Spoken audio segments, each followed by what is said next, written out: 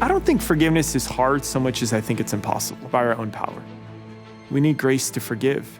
And so I would beg God to give me the grace to forgive. The way to have children engage the world as it really is to expose them to the world as it really is. In other words, not mediated constantly by the screen. You want your child to love real things, not simulacra. Trusting in God is central to this endeavor of raising a Catholic family in confusing and difficult, and in fact, in some ways, dangerous times. God is the only solution to what we're facing in the world today.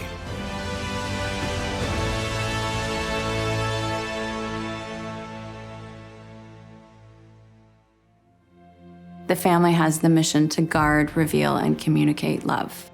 This is why the family has been under attack, because this is the bedrock, or really the place where people are formed. Healthy people help heal and restore others, and this is what the family does, is create this dynamic where you have people that can go out and heal and bring life to the world. When people ask me, what's the number one thing that's breaking marriages apart, I'd say it's selfishness. And I also think there's a lack of virtue in marriage and family life today, a lack of virtues like honesty, humility, courage, patience, perseverance, that when our practice make marriage and family life wonderful. What is so important is to help each other grow in holiness. When we didn't have that understanding, everything is about here and now, what we could get, how much we could do. And the pressure is so much on young families, and even families as a whole, to keep up with the Joneses. And I think that is what causes a lot of the stress and issues in families and marriages today. What's clear is that modern technology, particularly social media and these devices, these things are geared toward complete absorption. They want more time, they want more attention, they want more energy. There's no passive to it. You have to be intentional in directing it, otherwise it will direct you. I think it is a requirement of parents to limit electronic technologies in the home. Electronic technologies are addictive and have a compelling power that they ought not to have.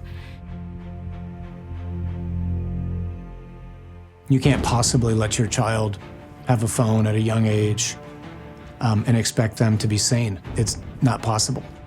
So many of the things that they're seeing on that screen are not going to be helpful in forming them to be men and women who are going to be selfless and great and courageous and noble.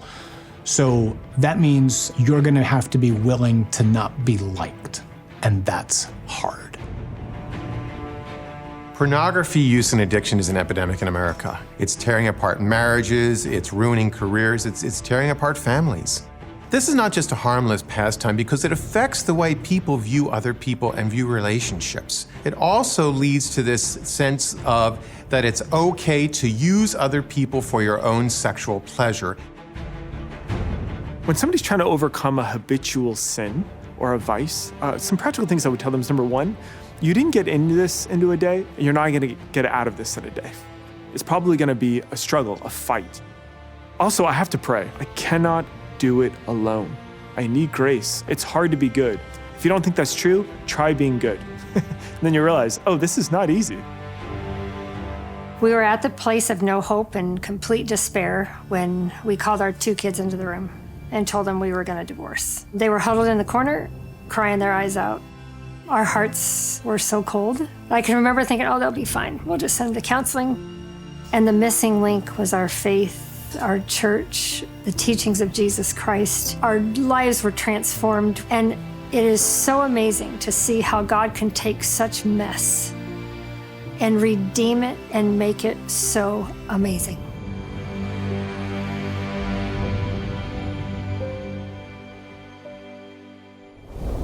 I was kneeling in front of the crucifix and saying, well, this is what he did, and this is what he did, and he did this, and he did that.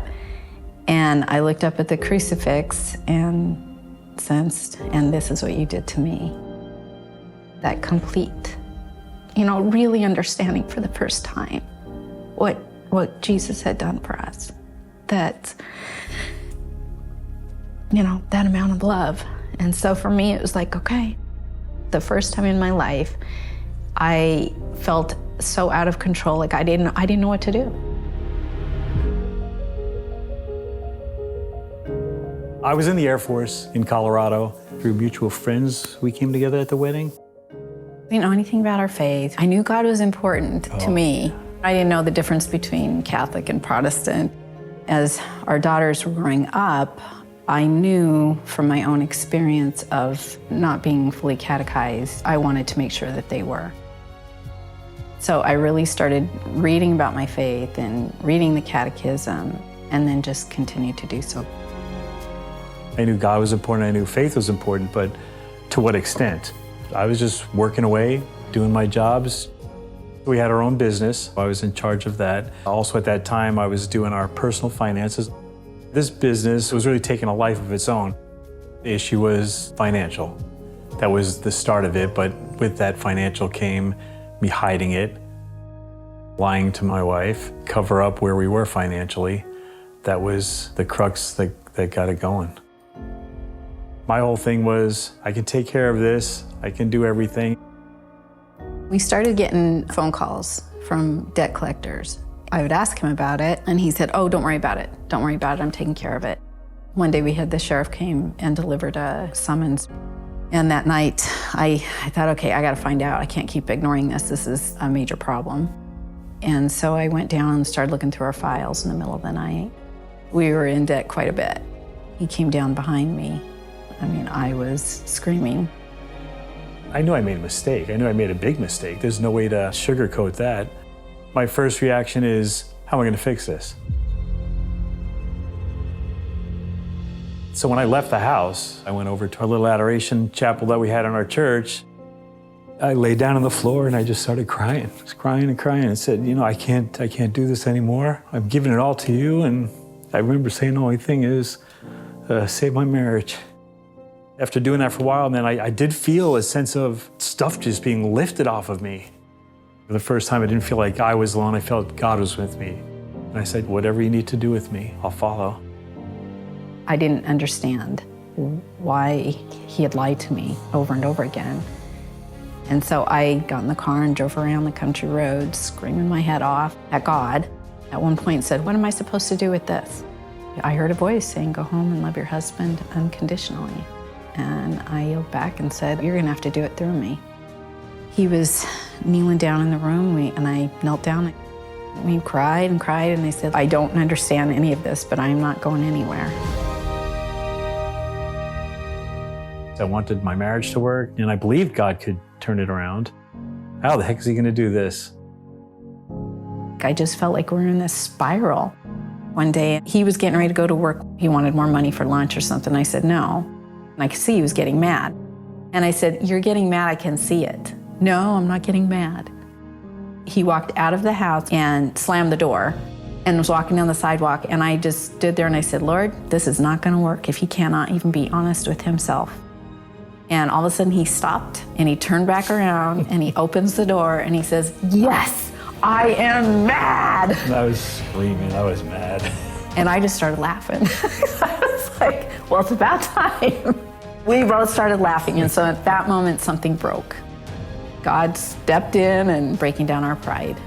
Over and over and over again.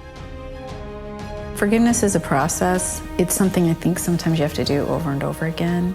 It's better if it's a two-way street. Even though she would tell me she forgave me, it took a long time for me to believe it.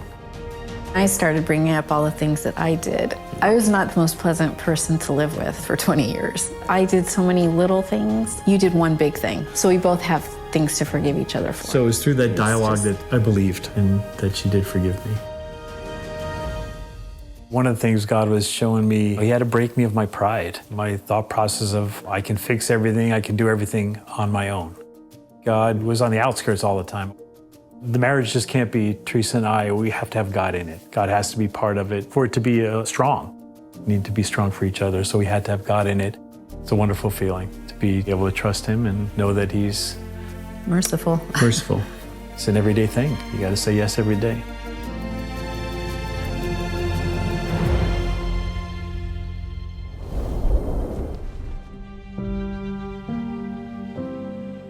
It's not surprising that a lot of households struggle with addictions and compulsions, that a lot of households struggle with violence and hostility.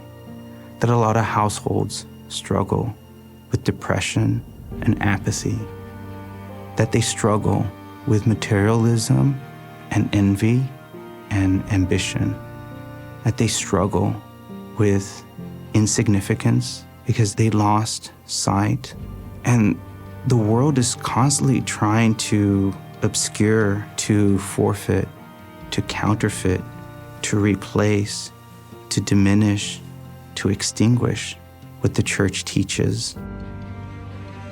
So many of us, we didn't come from the ideal families. We had brokenness in our own lives. There's, things like abuse and neglect and all of those things, they happen. But I think that's the beautiful thing, is that that's not the last word in our lives, and that's the beauty of our faith.